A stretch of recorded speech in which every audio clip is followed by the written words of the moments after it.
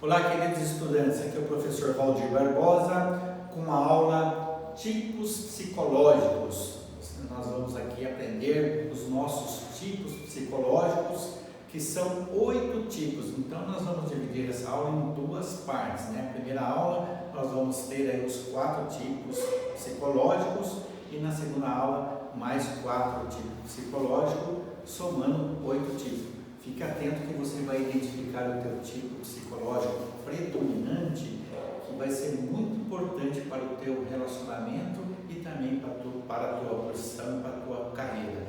Então, os 2 primeiros tipos psicológicos hoje, nós vamos falar aqui sobre a função do pensamento e do sentimento. Então, fique conosco aí nessa primeira aula aí.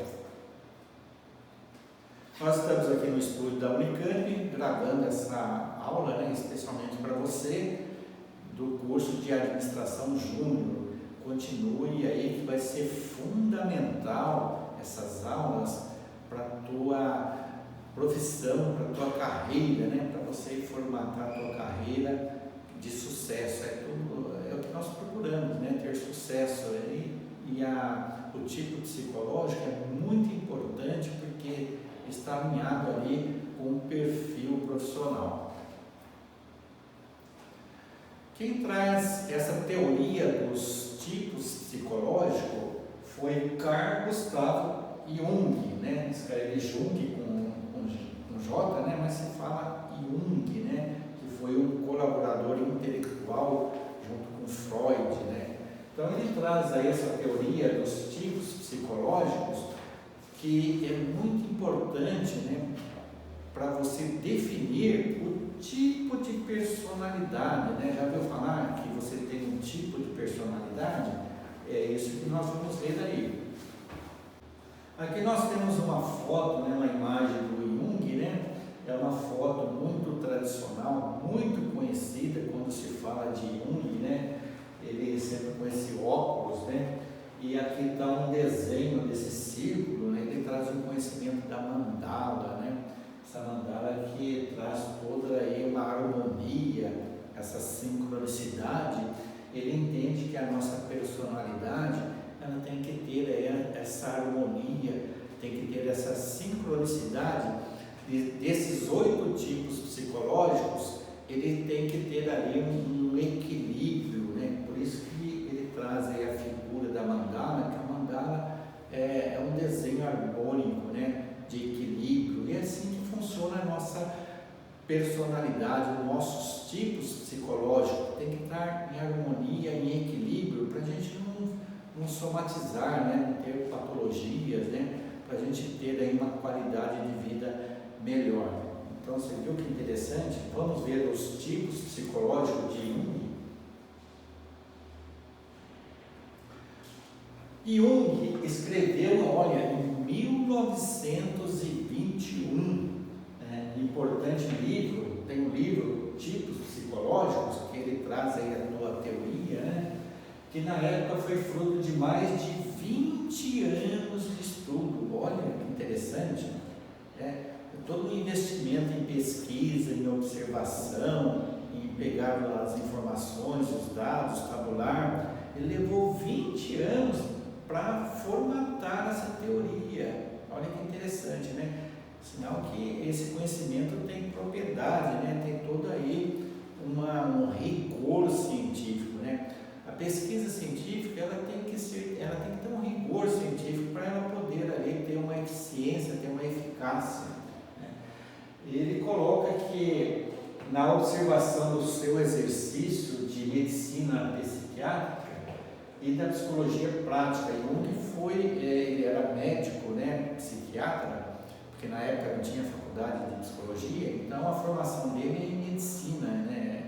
Ele é um psiquiatra que ele desenvolveu muita sua pesquisa baseada em patologias, né, mentais, observando os pacientes, né? Ele trabalhou muito aí em um hospital psiquiátrico e ele era muito observador, né? Então através dessa observação que ele foi formatando e foi idealizando a tua teoria. Ele distinguiu 2 formas de de atitudes que a pessoa prefere focar a sua atenção no mundo externo, de fatos e pessoas, tipo denominado de extrovertido, do latim que é extravertere, que significa virar, né, para fora, que se expande. Ou seja, então ele traz aqui para nós que nós seres humanos, nós temos dois tipos de atitudes, né, para depois chegar nos tipos psicológicos. Ele traz aí que nós temos uma atitude extrovertida. Esse termo extrovertido vem de Jung, né? Aquela pessoa que é mais voltada para fora, né, mais impulsiva, mais social, uma pessoa muito comunicativa. E também aquela pessoa que é o introvertido, né, que é o contrário. A pessoa prefere focar na sua atenção no mundo interno, né, que tem representações e impressões psíquicas do tipo denominado introvertido, que vem da palavra introverter, né, que significa voltado para dentro, né, uma pessoa absorta, aquela pessoa mais introspectiva, aquela pessoa mais consigo mesmo, mais observadora, né? Tudo que está acontecendo fora para o extrovertido, para o introvertido está acontecendo dentro da mente dela. Então nós temos aqui dois tipos de atitudes que nós temos, só que uma predomina em relação à outra. É importante você fazer aí uma analogia, uma percepção de qual tipo de atitude que você tem perante a realidade, perante a vida. Você é mais extrovertido, mais comunicativo, mais social, ou você é uma pessoa muito consigo mesma, mais quieta, mais introvertida? É importante você definir desses dois tipos de atitude, porque nós vamos ter aqui 4 tipos psicológicos extrovertidos e 4 tipos psicológicos de introvertidos. Somando, nós vamos ter aqui 8 tipos psicológicos, né?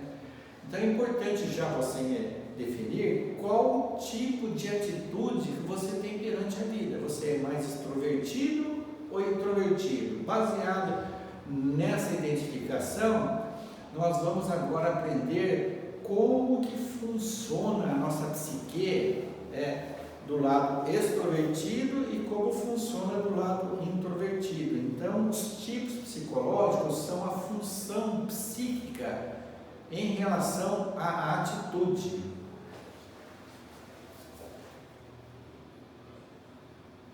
É interessante a gente ter essa concepção, entender que o modelo de Jung é uma ferramenta de orientação psicológica, né?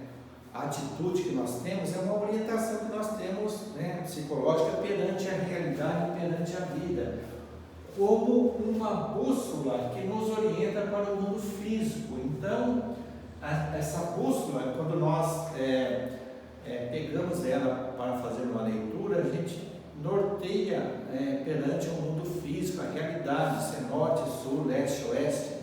E o modelo de Jung traz essa analogia como se fosse uma bússola psíquica, né, do teu tipo de atitude, para você nortear a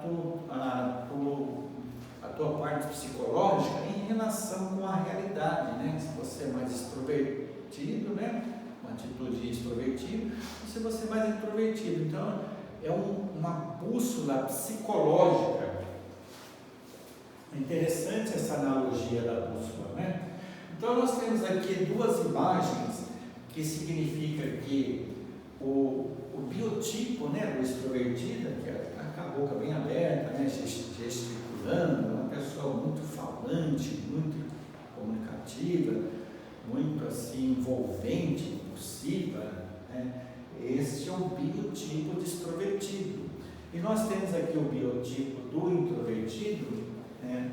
Podem observar que a mão aqui já está parada, né? Não gesticula muito, porque ela fica menos impulsiva. Então, aquela pessoa que ouve muito observadora, ela é muito... Tudo que está acontecendo na realidade está acontecendo no mundo interno dela. Então nós temos aqui duas imagens que simbolizam dois tipos de atitudes que nós temos perante a vida. E eu pergunto para você: você é mais extrovertido ou você é mais introvertido? Não tem aqui o que é mais bom, o que é pior. O que existe aqui é que você você se posiciona dessa forma. Isso é muito forte em você, isso predomina. Então é importante você ter essa consciência que você pode usar esse tipo de atitude que você tem, que está forte, já está desenvolvido, para poder fazer um alinhamento com a tua profissão, né, com a tua carreira e também nos relacionamentos, né? E geralmente, olha que interessante, hein? Que o relacionamento amoroso é feito pelo encaixe. O que é esse encaixe? Uma pessoa extrovertida, ela vai procurar aí um relacionamento introvertido. Por quê? O introvertido está dentro dela inconsciente, ela não consegue ter essa consciência, então ela vai buscar no outro esse encaixe, essa compensação. Olha que interessante, né? E esse encaixe é muito importante porque o outro está sendo um espelho do meu lado psicológico que eu não tenho consciência. Olha que interessante, hein? E geralmente a gente tem dificuldade no relacionamento e a gente não quer ter esse embate, né? Porque a pessoa tem o oposto, né, do meu tipo psicológico, mas o outro está me ensinando aquilo que eu não tenho. Ele está sendo um professor, ele está sendo um mestre. Então nós temos aqui dois biotipos e eu pergunto para você, né, você é mais extrovertido ou introvertido? Né? Então, baseado nessa decisão, nós vamos agora para as funções psicológicas. Né? Nós temos aqui uma imagem, né, também sobre o extrovertido, que o desenho mostra que a pessoa está para fora, né, está impulsiva. Ela valoriza muito o mundo externo, a realidade, o espaço. E o introvertido, ele valoriza muito o teu mundo interno. Então essa imagem aqui também caracteriza bem o tipo extrovertido, né, e o tipo introvertido. Ela é muito didática, essa imagem.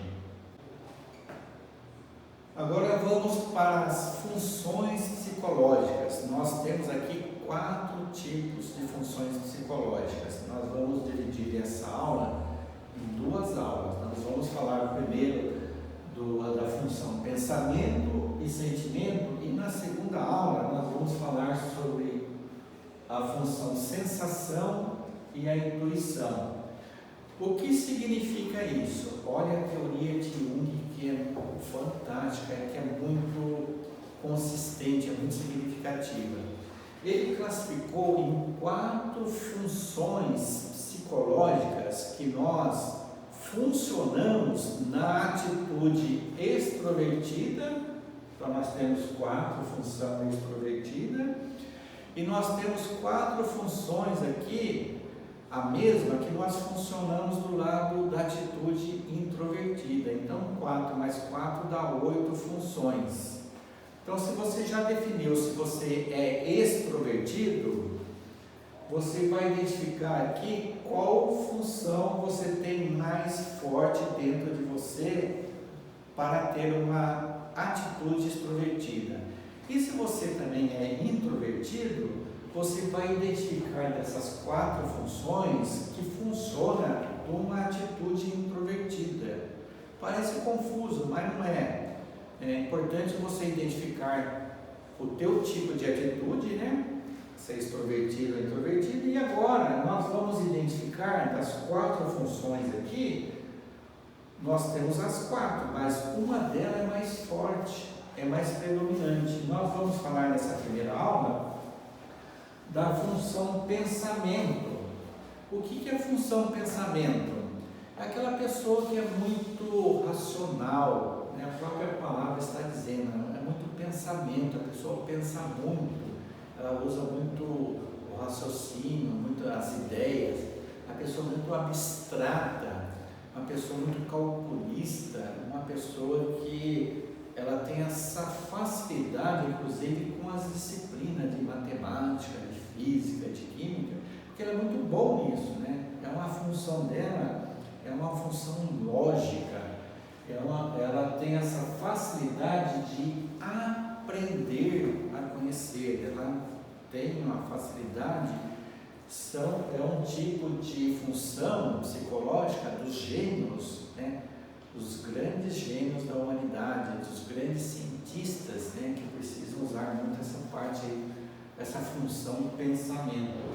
E nós temos aqui uma identificação também com os 4 elementos. Olha que interessante, né? Essa teoria, ela está alinhada também com os 4 princípios que regem o mundo físico, que também tem uma correlação com a geografia, né? Com norte, sul, leste, oeste, e uma correlação aqui com os 4 elementos, né? Nós temos aqui o ar, a água, o fogo e a terra. Olha que interessante. Jung teve uma percepção que a nossa personalidade ela é regida pelo quaternário, né?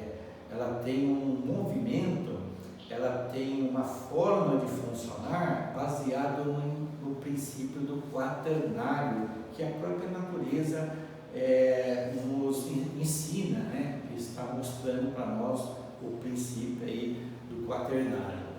Então, esse princípio aqui do pensamento está identificado com o elemento do ar, né? Ou seja, é um princípio que a pessoa tem facilidade de abstração, de raciocínio, de pensamento, de lógica. A pessoa trabalha muito no mundo das ideias, né? O outro aqui é muito imaginativa, muito criativa. E o lado oposto do pensamento, nós temos o sentimento, né? Que é outra função psicológica, que é diferente do pensamento. O sentimento, eu estaria fazendo uma analogia, os 4 elementos, aqui o elemento da água. Esse tipo de função sentimento é mais voltado para aprender a conviver com pessoas. São pessoas mais sentimentais, mais sensíveis, e geralmente essa função sentimento ela traz aqui as características de profissões que envolvem muito o sentimento, né? A dramatização, são os artistas, né? São os poetas, pessoas que trabalham muito com essa função sentimento, né? Olha que interessante, se a pessoa é muito pensamento, ela tem essa função aqui, menos desenvolvida. Ou seja, enquanto uma função é muito forte, a outra é fraca. Enquanto uma função é muito predominante, a outra não é. Então tem um descompasso, né? Tem aí uma diferença muito grande, e se você tem uma função muito desenvolvida, você tem dificuldade de você relacionar com a tua função menos desenvolvida, principalmente no relacionamento aí profissional. Então é importante a gente ter essa consciência, porque nós vamos encontrar pessoas com funções psicológicas diferentes, e cada um tem a tua, vamos dizer assim, o teu significado, cada função tem a tua qualidade, tem o teu talento, né? Tem o teu valor, né? Não significa que uma é melhor do que a outra, são funções com especificidades diferentes, né? Com habilidades diferentes. Então essa aula, essa primeira parte, nós estamos aqui falando das duas funções, pensamento e sentimento. E na próxima aula nós vamos falar das duas funções, que é sensação e intuição. Então, continua conosco. que na próxima aula nós vamos falar das duas outras funções psicológicas, totalizando 4, ok? Fique conosco e um grande abraço.